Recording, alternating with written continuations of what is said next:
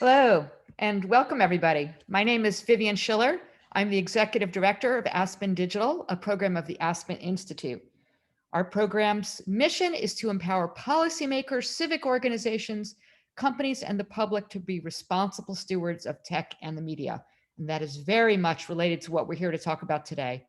One of our awesome programs is called the Tech Policy Hub. It's a Bay Area-based policy incubator that aims to train a new generation of tech policy entrepreneurs through fellowships and grant programs. And I am pleased to be representing them today. Earlier this year, when the pandemic was first raging, we came up with the idea to create a COVID-19 challenge grant. We saw that there was a potential for technologists to contribute to mitigating some of the negative effects of COVID-19. And in the end, we funded 6 projects in total with these challenge grants.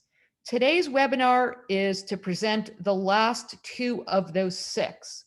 The 2 we are sharing with you today are designed to help journalists, researchers, and the public better access resources and information in the midst of the still raging pandemic, as COVID-19 crisis has turned many of our traditional communication and information systems upside down, to say the least. So here's what we're going to do today. First, each of the grant recipients, they have one person representing each team, will present their projects for about 10 minutes. And then we will have a fantastic keynote speaker and the civic technologist, Ryan Panchadsaram, former US Deputy Chief Technology Officer, to respond to the projects and help us put all this in context. So just a few housekeeping notes. At the bottom of your screen, you'll see the Q&A function. At any time during this entire hour, you can click on that and you can enter a question that you want to ask to either of our presenters or to Ryan. Please list your name and your affiliation if you feel comfortable doing so. It just helps provide important context. And also, we're going to be dropping over the course of this hour links to the project so you can read more about them, but hopefully not while this is going. You'll hang on to them and look at them after so that we can all pay attention. Okay, let's get going.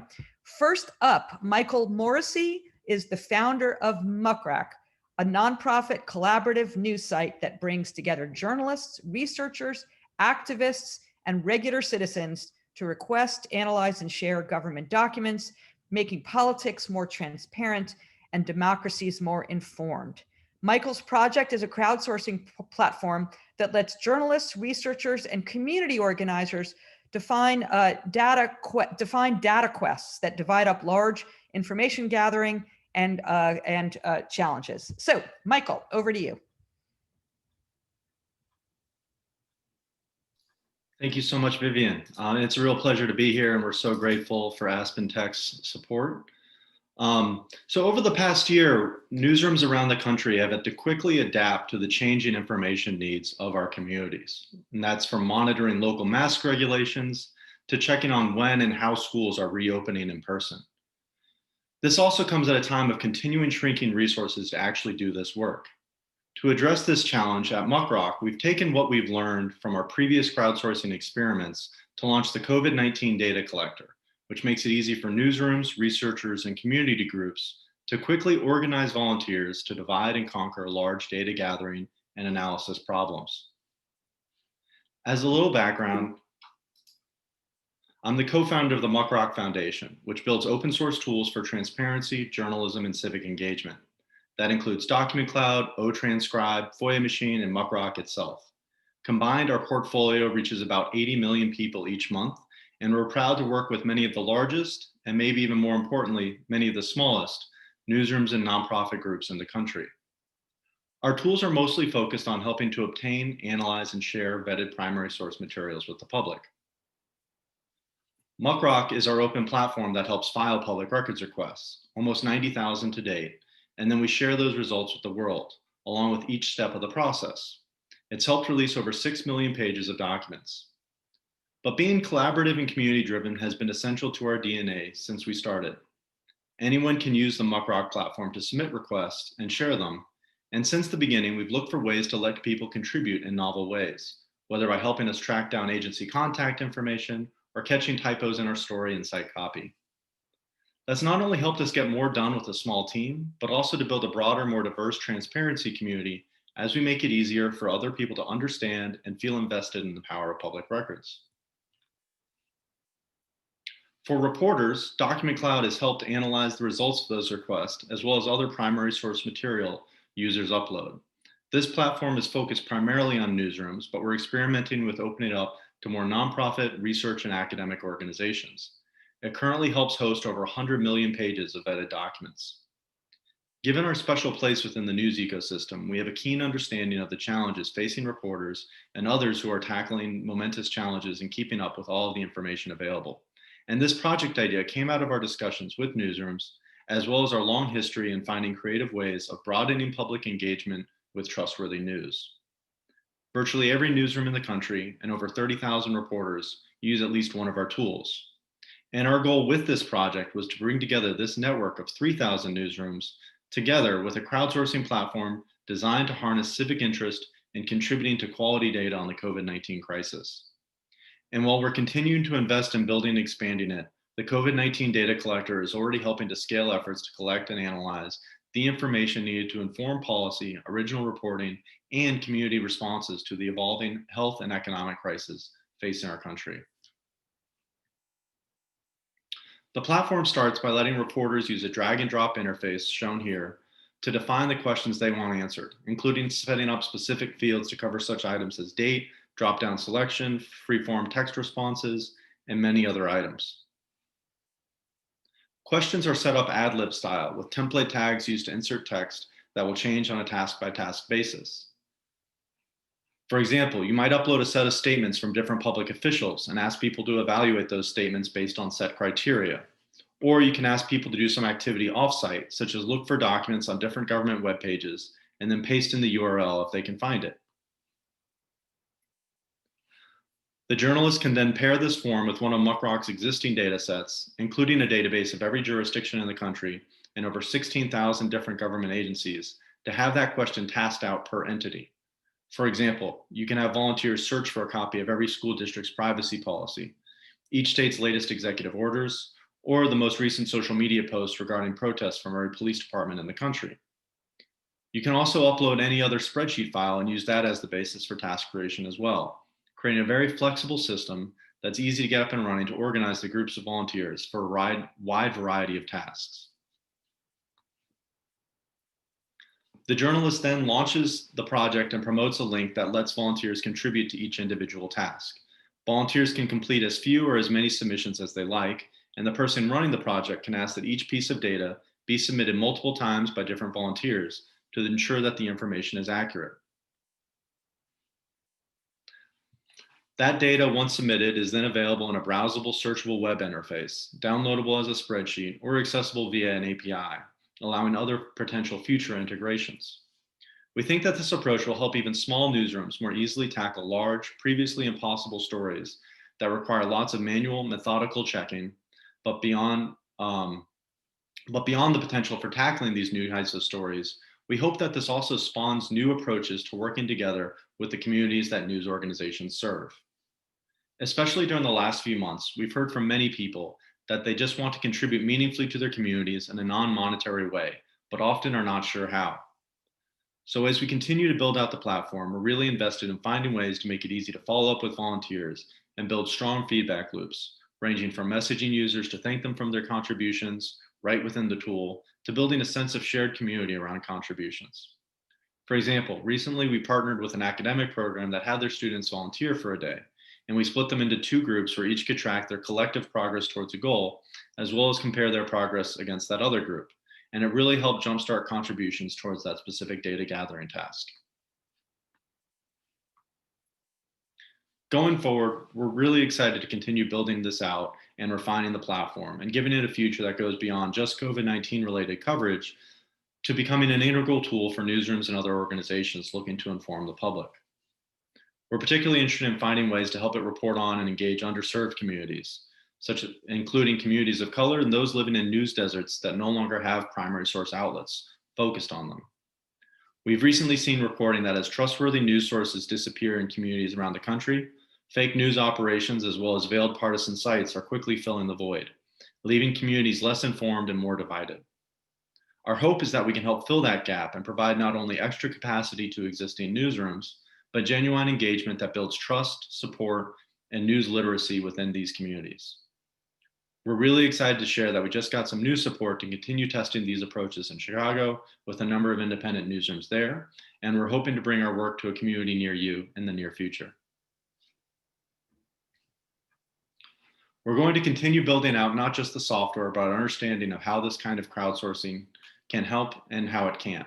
So if you're interested in partnering with us or have some ideas on these approaches, please do get in touch. The tool is under active development and can be a little more temperamental than we'd like sometimes, but we think that the goal of a more community-centered, collaborative journalistic practice is needed, both for the newsrooms that practice it, but most particularly the communities that rely on trustworthy, reliable information to keep our democracy strong. We're very grateful to Aspen Tech for the opportunity to do this. And with that, I'll pass it back to Vivian. Great. Thank you so much, Michael. You guys at MuckRock are really among the leaders in crowdsourcing in journalism and have been for so long. So it's really thrilling for us to see you take all of those tools that you've built and then create these new products specifically to address the crisis that we're in. So we're going to have some questions for you later in the hour.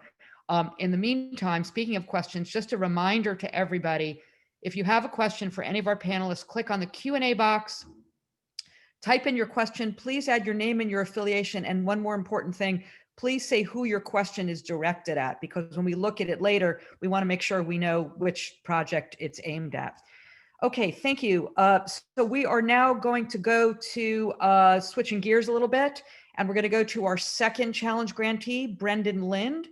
Brendan is with Human Agency, a digital solutions and design company that works with nonprofits, government agencies, and entrepreneurs.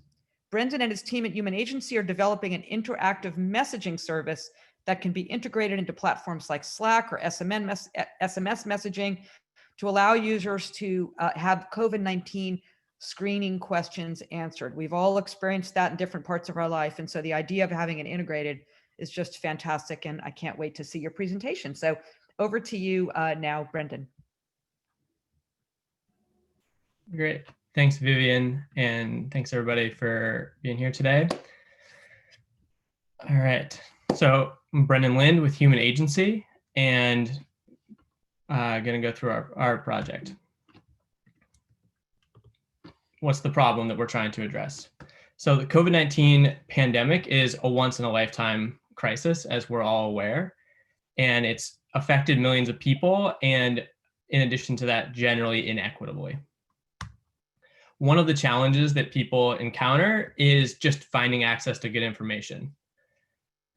How do you figure out where to be tested? How do you understand what the different ways to know if you have COVID are? Just accessing good information is incredibly difficult these days. Information deluge. And the kind of consequence of this is that not enough people are getting screened, whether that's through testing or just generally performing quick daily assessments of whether they are in a good place to go about their normal lives. And this is, incredibly problematic. And I think the key thing here is that we need to figure out how we can increase the rate of both just testing and general assessment of how people are feeling. And so to be truly effective, community-wide screening must be quick to adapt, cheap to deploy, and accessible to all. And I think the most equitable way to do that at a minimum is with information, which is our solution. And so what we've built is an interactive web and text bot that meets people where they are so that COVID-19 screening is seamless. And so the basic idea of how this works is you can interact with it in a web app, you can interact with it via SMS, you can interact with it in a whole bunch of different places. If you want to demo it out, you can text this number. You can see how it works, and it's a builder. So this can be used from anything from customizing to specific use cases that someone has for how they want to do a COVID screener, to really any type of interactive experience.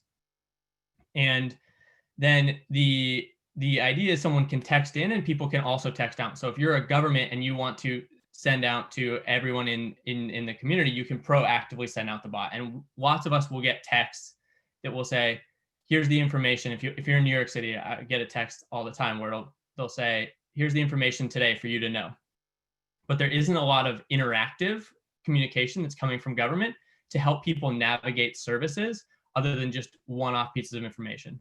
So the idea here is that the government or business or body can send out communication that then people can interact with, so that both the sender is getting information they need and or the recipient is getting information they need, or it can be inbound. A person can come to a website, interact with a form, or they can text a number. So this is just an example of how this can work on how this works on a computer, right? So this is a desktop view of the bot, and it's the same technology that gets deployed in different settings: text, SMS, or the same thing, web, messenger, you name it. And so the idea is that this integrates with kind of a whole bunch of different technologies that we all use, so that one, you can get it out to people easily, you can reach people, and then that information can also go back into your databases or wherever you need that information to go, so that you can be as kind of effective and prepared as possible for serving the community. Number of different use cases for how this ultimately can be used. One is on the employer side.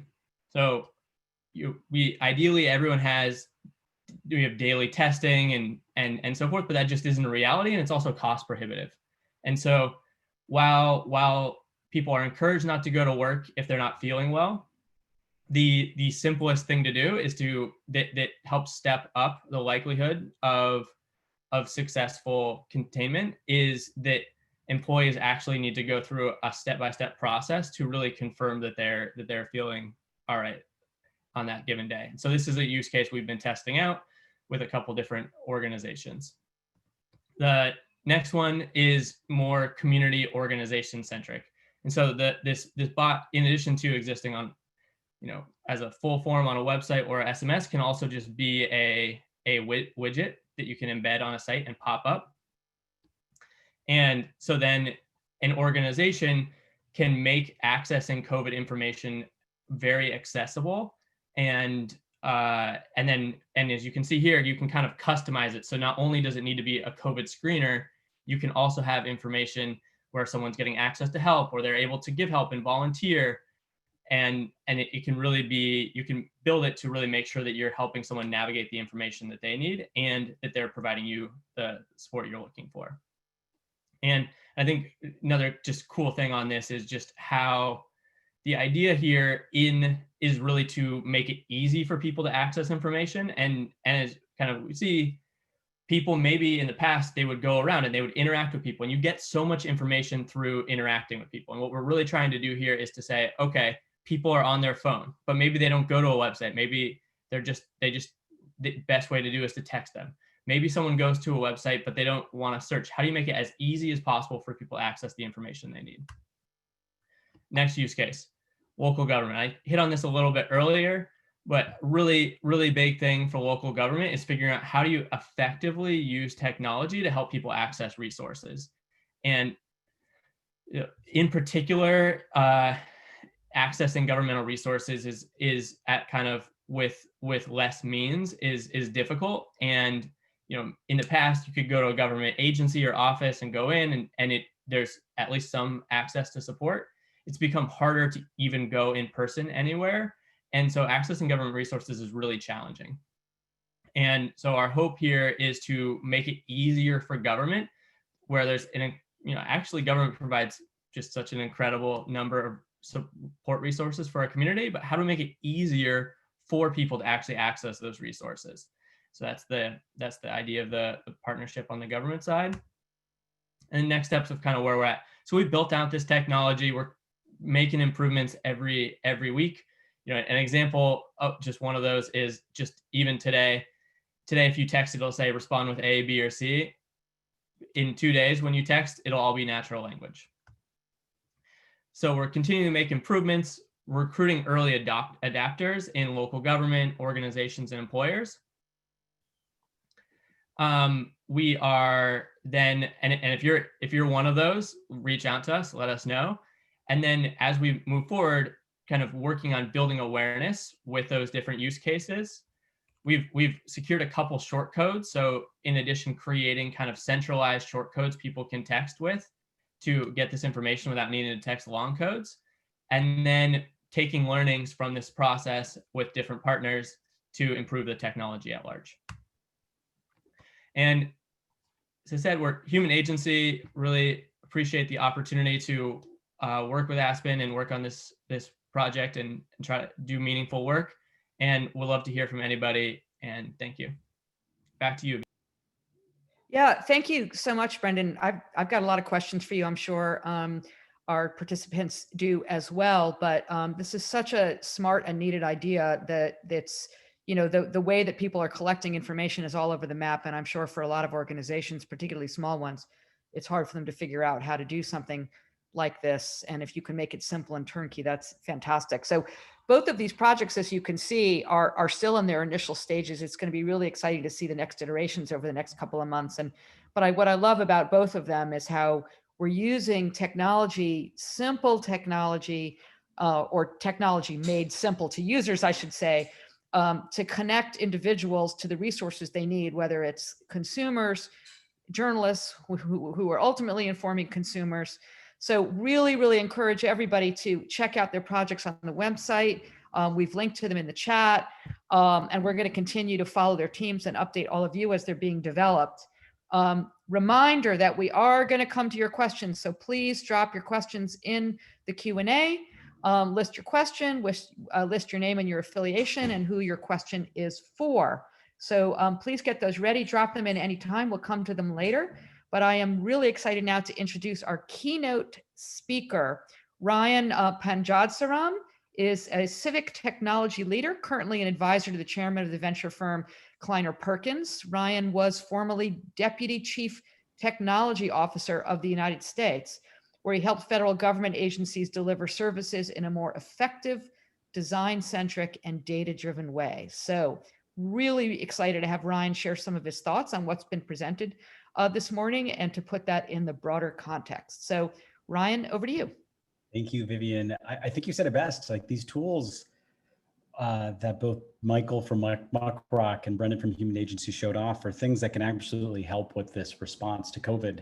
I mean, both of them are tools that accelerate and scale what's happening at the local level, right? With MuckRock, the ability to create these assignments and ways to break up these tasks is a pretty neat tool to help empower journalists.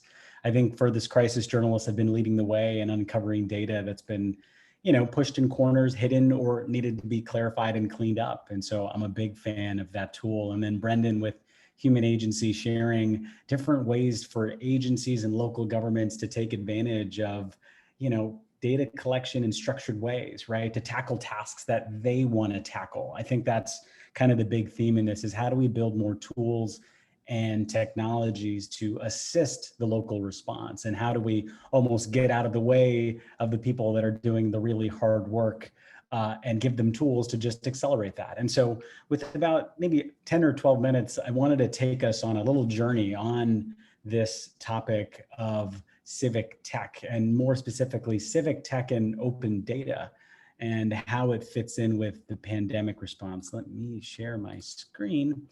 And the reason I want to go down this route is because open data as a whole has been a topic that I think many folks within our community have been championing for quite some time. And we almost take it for granted that it's, the Open Data Executive Order that came out during the Obama administration. Trump signed the Open Data Act. So isn't it the default? And well, the reality, it isn't, especially for this crisis in particular. And the reason I think that it's important to spend a little time on this issue is because open data as a topic can be bucketed away as maybe sometimes this problem that's been solved. And in reality, open data is this thing we need to continually invest in. And, looking at both of the technology tools that were shared, it's like just looking at the MuckRock team and their base technology for FOIA is this continual idea that there's more in there. and more of it needs to be shared with the public. And then once it's shared with the public, how can it be structured in ways that it's useful? And then as well as the data that the human agency team is collecting and creating, well, while in the moment it solves a particular need, but what can that data help inform us with and on? And I think the question that most of us have been asking when it was back in January, February, March is around COVID is, well, where is it, right? Where is this virus? Where is it appearing? And not just that, I think the big question that folks were trying to lean on open data to help answer is the question of, am I safe, right? Is my family safe? Can I go to work? What are we supposed to do? And the real question that I think we all are asking now is, well, is the virus under control? Is it under control in my state, in my local community, or as the country as whole? And these questions here are so important because I think now that we're in October, the reality is we don't enter back into our new normal or the way we used to live until we do get this virus under control. And with that, we need to have access to great data when it comes to COVID and this whole pandemic response as a whole. I think most folks are really familiar with this image here. This was one of the first dashboards that was put out early on about where COVID was and is.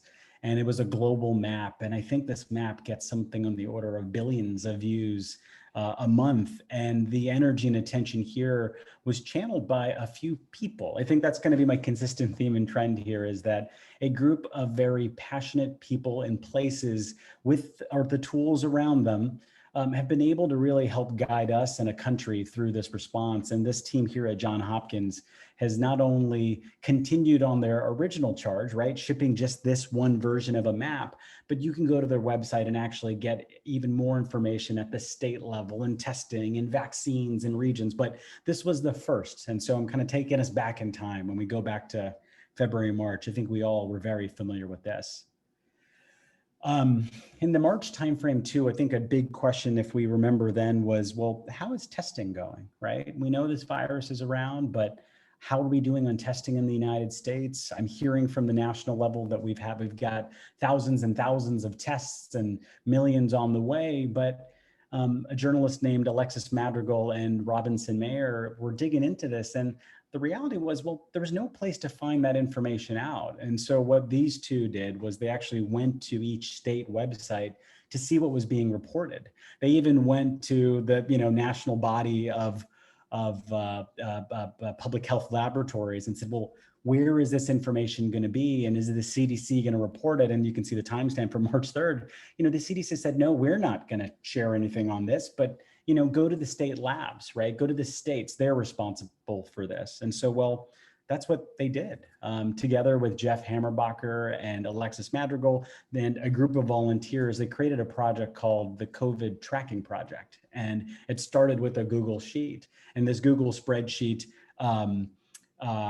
kept track of every state. And in the beginning, it was just Washington and then Massachusetts and then a few more. You can actually go back through the history and just see when states were starting to report this on their websites. This little project got a lot of attention very quickly, right? Just a couple of days later, this is Jeff, one of the founders, saying, hey, Google Sheets, please help. What do we do here? And of course, the Google team, standing by in times like this, we're like, well, let's figure us out and how to help you. And the neat thing is what you look at today has been this project that's evolved, right? Since March, April, May, June, July, August, September, October, into a wonderful team of full-time nonprofit folks, as well as a team of full-time volunteers around the clock, going to states, pulling this data out and structuring it in really incredible ways. And what you have here is this incredible resource that gets you at the state level, reported at the state level, websites. You can click and see screenshots of all the different pieces of information being pulled, like where it's coming from. You can see maps and history, as well as the crisis has evolved, they've had to collect more and more data, right? In the beginning, it was just positive cases as well as a number of tests. And now it's, well, hospitalizations, what kind of test? And, they also go even further and have an incredible API as well too. And their engineering team have built one that's really, really good. And in a lot of ways should be the gold standard and North Star for how open data is done. hopefully from the federal level, but this is happening by a group of volunteers, and it's quite incredible. And when you go and look at the project and its impact, right, a group of volunteers, a nonprofit, there's over almost 600 research papers where this information is being used. Not just that, there's over, almost 2 million results on the internet about the project itself, but the reach that it's had in the news coverage, as well as for pretty much every other part of the response, has been invaluable. The sad part here is that the place where people aren't going for this information is the CDC. And it becomes to raise the question of, well, what is the role of a federal government, right? Our national government on these kinds of responses? For weather, we never question where we get that data from, right? For weather, because it affects multiple states at any given time. And like a virus, it doesn't respect borders or boundaries. We expect our federal government to step up and do these things. And so when the COVID tracking project started their work in March, it took till May for this site to get launched, right? For the CDC themselves to start saying, well, this is how many tests are being done. And what you start to unpack is, well, cool, you're telling me that it's the testing being done, but the real question of the moment is, well, is this under control? And I wear two hats. One of them is, of course, my day job, which is at Kleiner Perkins, an investment fund. But the other hat I was wearing at the time was being one of the co-founders of the U.S. Digital Response. Raylene Young, who's from the Aspen Tech Policy crew, helped start that, and she's the CEO of it. And when we were working together, one of the things that was pulling my interest was, well, we're recruiting incredible volunteers, but I'm getting a sense that there's no state level, federal level kind of monitoring. I was part of the healthcare.gov rescue team. And one of the things we noticed there when we first arrived at the scene was, well, there's no monitoring to tell us if these websites are working or not. And so the same analogy was happening here. Like, do we have monitoring on how states are actually doing on this response? And so what does anyone do when these things come up? You create a Google spreadsheet. And so together with a small group of folks, we created a Google spreadsheet, started tracking different states and what actions they were taking and doing. And very quickly, we could start to see, well, some states were doing great, others were doing okay. And this project, like in everything we're doing, and maybe for the folks at MuckRock and Human Agency, sometimes these original versions of it don't get much attention. And this project in its first iteration didn't get much attention at all, right? But one thing happened was in May, the White House put out its Opening Up America Again guidelines, which included proposed state and regional gating criteria. But this is all they put out, right? They didn't say, well, this is how states were doing. They didn't say, well, these are the ranges. And so we did that for them. And that's where the Project COVID Exit Strategy, one that had started with 3 other wonderful, incredible groups, United States of Care, Resolve to Save Lives, and Duke's Margolis Center, and a handful of engineering volunteers from the U.S. Digital Response, we built this. And if you go there today, what it does is it tries to answer those questions, right? How is my state doing on key measures? How is the disease spreading? And we track you on different metrics and measures. And by the way, all this data most of the data comes from the COVID tracking project, and then we get them from a few other sources. Can our health system handle the spread? Some of this data comes from the CDC and HHS. How's my state doing on testing? And what this let us paint was a picture of, well, how are things really doing? And when we started this project, we thought we'd only be doing it for a couple of months, but it's October and we're still working on this pretty hard. And in July, we got a peek at what was happening in the federal side, right? The data that they had and they're working on. I'm the biggest fan of Liz White from the Center for Public Integrity because back in July, she released the first White House Task Force report. And it looks very much like this. And what's neat about it is it shows the incredible work that the task force, as well as government civil servants are doing every day to collect this information and to make it usable and to share what's happening at the county level, where the hot spots are, where from like an actual county point of view, where things need to be addressed. But the unfortunate thing is this report is kept private. And these reports have incredible recommendations from EPI folks, as well as public health folks at the White House and the task force itself that tell us what we need to be doing to get out of this crisis. But like I said, it's kept private. And so back in July, I did what any of us would do in our community was to remind folks that COVID data is a public good, right? And the US government needs to be treating it like one as well too. And a lot of my attention at the moment was really focused on the data sets that were coming in. But then at the same time, that report came out, I was like, well, and also release that too. It's a PDF. You could probably just mail it to everyone, right? And the reason why this report is so important is because, like I said, response is both a federal responsibility, state responsibility, local responsibility, and community one. Without us all sharing our data publicly, there's no way we're going to be able to navigate this response well. This is the Kentucky dashboard for COVID. And what's fascinating about it is it does not share positivity rate anywhere.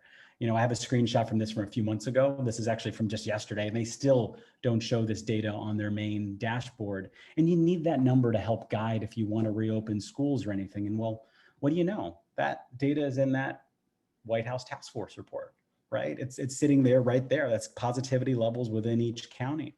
Not just that, I think we all were living together the different cases we would see in the news, Washington State having data reporting issues, California as well too. Well, where data was still being reported and could have been used as a quality cross-check, the federal government. I hope the MuckRock team is proud of me. I wish I used their tool though. I just actually went the old fashioned way and sent an email to the State Department asking for all of these documents, right? These White House task force reports, because that's where Dr. Birx is from. That's where the agency that's housing it. So I did my FOIA research and I got a response saying, yes, we understand what you're asking for. We're working on it. And then I replied asking, well, can you share the ETA of when? And as you can see here, they replied June 16th of 2023, right? 1,000 days from, that moment that they would maybe get back to me with these reports that could so easily be just sent by email. What ended up happening is just, week after week, Liz from the Center for Public Integrity, as well as a wonderful crew of local journalists, just started knocking on every single governor's door saying, I want this data. Where is it? And what was incredible about it is that the set of governors started releasing it, which you ended up starting to see as well too, as different counties as well started sharing the data as well too, and also saying counties at the county level, well, that's not right. Let me help you fix it, right? That's the point of sharing this data very publicly. The House released a set of them. What's interesting too is that in states like Massachusetts, which are trying to help navigate this crisis, because no open data exists, they point to our website, right? The COVID Exit Strategy Project, to help with telling you what positivity rates are. And so, I'm jumping through a few slides because I think I only have a few more minutes left, wanted to show you what happens when you put out guidance without data, right? The CDC puts out guidance on what's supposed to happen at schools. It's based on positivity. Where do you get that data? You can't today, right? But when you're responsible for the problem, in this case here in CMS, right, they're responsible for the nursing homes in the country. They have the data, right? It's kind of this little hidden link. You've got links to the archives. And so this kind of realization of, if we really want to get through this crisis, you gotta actually share the data if you want people to act on it. And this project, HHS Protect, has over 200 data sets that we absolutely need. And this is a piece from just a month ago now, still pleading for this data. And in the meantime, why this is so important is, there's a great documentary on Netflix called The Social Dilemma, and there's a piece at the end that talks about the shared reality that we all live in. And if we can't agree to a shared reality, there's no way we work together well as a society. And in this case here, this Pew Research report found that if you got your news from Trump and the White House task force, you believed that this situation was under control. And I think for all of us that look at the data, we know that's absolutely not true, because it always comes back to this question of, am I safe? And what we see today is that you have a cadre of people in the public sphere, nonprofits, journalists, academics, doing everything they can to keep us informed. You have a world of state and local government officials doing everything they can to keep their communities informed. They wouldn't be able to do their work without resources like Tableau and Microsoft BI and Google Studio and Data Wrapper and all the things that we build, right, to help them whip these wonderful visualizations and maps up. You have groups like Resolve to Save Lives who are going state by state to say, hey, you're missing these key indicators. companies like Apple and Carbon Health and others using their tools to help you navigate government resources like testing as well as CDC criteria, companies working together to share how, contact tracing data works, and going full loop, where we started today, right? With both the teams at Human Agency and MuckRock. These tools start out as ideas to help our communities, and then they can scale. And we've got so much work to do, But my hope is that everything that we do, right, in our spare time, in our company spare time, the tools that we build, in our normal company time as well too, can hopefully help guide our federal efforts. Because with this third surge, right, 30 states are in the red zone according to those task force reports. We've got a lot of work to do. And so I hope our federal friends, right, inside government get inspired by the work that we all are doing and catch up. And so with that, Vivian, I'd love to turn it back to you, and so we can get into some Q&A. Yeah, thank you so much, Ryan. We are going to get into question and answer from those of you who are watching today, and I've got a few questions of my own. And while you are putting your questions in, reminder to put your questions in the Q&A tab with your name, your affiliation, and who your question is directed for. But while folks are still getting up to speed, Ryan, so your presentation just now was simultaneously so incredibly inspiring insofar as so many volunteers, journalists, and entrepreneurs for good, like we see at MuckRock, like we see at Human Agency, are doing so much to provide the country the incredibly important information and data that it needs. So you were inspiring, and simultaneously, I feel like my head is going to spin off my shoulders, because it is so incredibly frustrating and infuriating that the federal government and some states and some communities are not forthcoming with the information that we need. You made a great analogy to the weather. It's sort of like keeping the weather. How are we? I mean, only, on the one hand, we need to know the weather, so I know whether to bring a coat or an umbrella. Only in this case, it's life and death. So how do we rebuild? As a result, so much trust has been lost in the CDC and in other federal agencies. Where do we go from here? How do we rebuild that trust through private-public partnership? Show us the path out of here. My hope here is there is really incredible work that's happening within the federal government, right? And the issue here is politics are getting in the way of the progress and the actual tackling what we need to do, right? Every time I see one of those reports, they actually get better, right? And so it means there's really thoughtful people inside trying to make it better, right? They spend every weekend writing those recommendations. And so I think the important message here is that there are great people doing that work inside. There's an unfortunate layer that's preventing it from being shared publicly. And that's really what's criminal, right? I mean, like, there's no way any of us would tolerate if our weather reports were prevented or sent only to governors and any of that kind of stuff. And I think what's happening outside and the broader sphere, right, for all the work that we all are doing, it just shows that, like, I always look for sometimes a silver lining, and it's like the power of what humans and people and compassion can do. I think everybody working on any of one of those projects that I showed wakes up every morning feeling like they've made a difference, right? Like that they've actually, every feature they create or every bug they fix is helping with the problem, right? And so, when and if the federal government's willing to open their arms, to reach out to all these groups to say, hey, COVID tracking, tell us how you built that API. Hey, Michael from MuckRock, like your primary product, it's like, how can we integrate better so we can streamline the FOIA process? Or, Brendan and the team at Human Agency, is there a way we can either work with you or open source some of these components so we can build something and share? Like, there's so much potential. It just takes someone trying. That's great. And I think you kind of very quickly noted a very important point I just want to amplify here, is which there are many superb, dedicated, committed civil servants throughout all these government agencies who are doing the hard work, the important work with dedication every day. It's just a matter of unleashing their data so that it can get into the hands of the people they need it. So Brendan and Michael, this brings up, so, pressure's on. You were part of this incredibly important cohort of entrepreneurs and technologists who are filling in the gaps where data is so desperately needed. If you have a reflection on what you heard from Ryan, I'd love for you to jump in with that. And we also have some questions for you. So I will throw you questions. I will direct questions to each of you, and also give you an opportunity, in addition to answering those, to address anything that you heard that Ryan was talking about. So Michael, we'll start with you. We got a question from a listener, Beatrice Spadaccini. Hopefully I pronounced it right. She's interested in learning whether the new data collector tool is usable in other countries outside the United States. This is obviously a global pandemic. Any plans for that?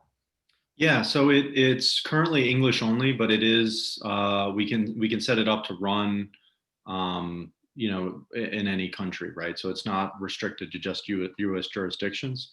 And going forward, we're hoping to internationalize more of our tools. Currently, Document Cloud works in any language, and so we're hoping to bring up the rest of our tools to that parity. Okay, great. And Brendan, what about your tool? It wasn't directed at you, but I'd love to hear whether you're looking globally as well. Yep. Yeah. So everything in our tool is pretty much global. Yeah. And with other the opportunity for other languages as well, I assume. Mm-hmm. Yep. Yeah. Okay, great. So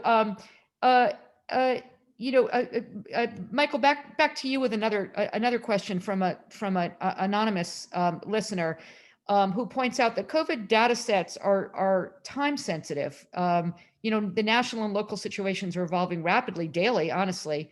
Are there any time limits on the data quest to make sure that the reported values are still relevant once the particular reporting project is completed? That's a really great question. And I think that's absolutely why we sort of took the approach that we did, was so that, maybe today all of a sudden we see new guidance that there's a new policy around how masks are used. And we really want to get answers very quickly so we can see where things are. So you cannot currently set sort of like, hey, this is going to close at this time, but you can certainly sort of include that in the text.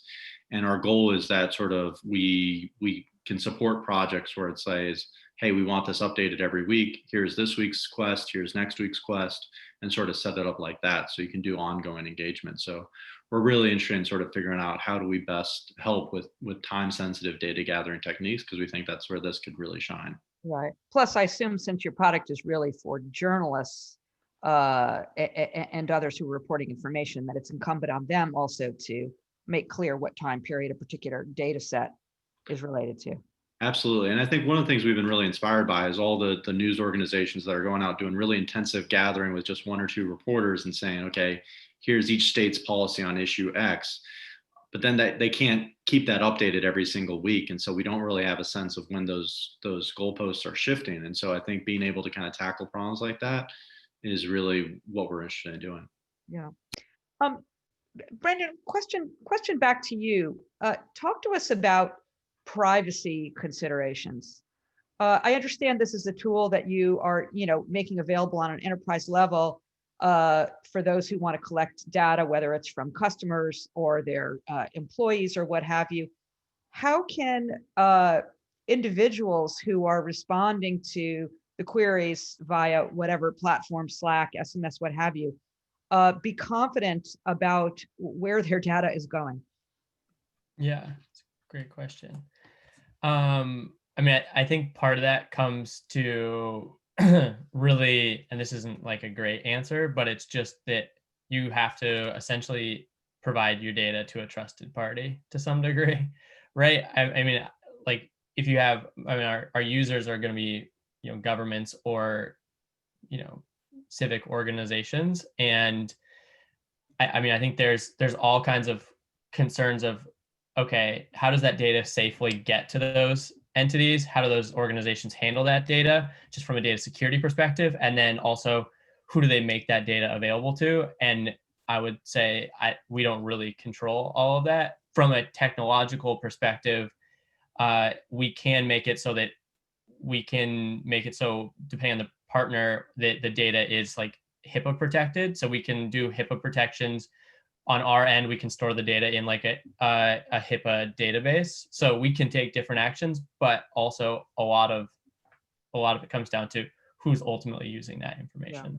So you're really relying on the person or the institution or the agency that is deploying your tool. Yeah, and I think if someone wanted to use our tool that we didn't find to be vaguely reputable, like, I mean, we wouldn't have them use it. But I think how people use the technology, ultimately, there's so many layers of ways that how people can use it, and then how people can use data they collect. It's concerning, but also hard to control. Ryan, I'd love for you to talk a little bit about the privacy issue. It's certainly, a growing concern as we see, various, hacks of data or just data leakage, even if it's not malicious in any way. A lot of speaking about federal, local, state, and federal government data, a lot of course is anonymized, but what about people's concerns about sharing private information as part of that data collection? How did you think about that when you were in government, and how do you think about it now? I mean, when you were in government, there was no pandemic, but there were other issues. Of course, I mean, on that issue, I think the Open Data Executive Order and all the work that those teams have done, like to classify different types of data sets, right? There are public ones that have no private sensitive information, all the way to ones that actually have sensitive information or protected health information in it. And there's really good ways of being able to aggregate that data, feeling safe and comfortable at what level you can share it. I mean, there are teams that from everybody from OMB to HHS that know how to do that so well. And so, hearing the response that, well, the information in these reports is sensitive is kind of like, I laugh a little bit because I'm like, that's just the worst excuse. Or it's HIPAA, I can't share it. And you're like, I don't think you know what HIPAA is. And I bet you don't know how many P's or A's are in there either. Like it's, these are just excuses that love to be thrown out when in reality, this is data that needs to be shared with the public, right? HIPAA protects individuals, not the aggregate data. That's right. And as a community, we know exactly how to aggregate this data when it's sensitive. And for most COVID response data, it's pretty like aggregated, right? At the count, like it's so it's so noisy or it's so aggregated that there's no way you can identify it back to a person. So there should be no concern there. But for any group or team that's collecting actual information from people, their name, their addresses, or anything like that, up to those details, they've got to treat that with respect and care. And I think for teams that are collecting that data, they know that, and they're following all the local, state laws as well as federal laws to make sure that it's okay.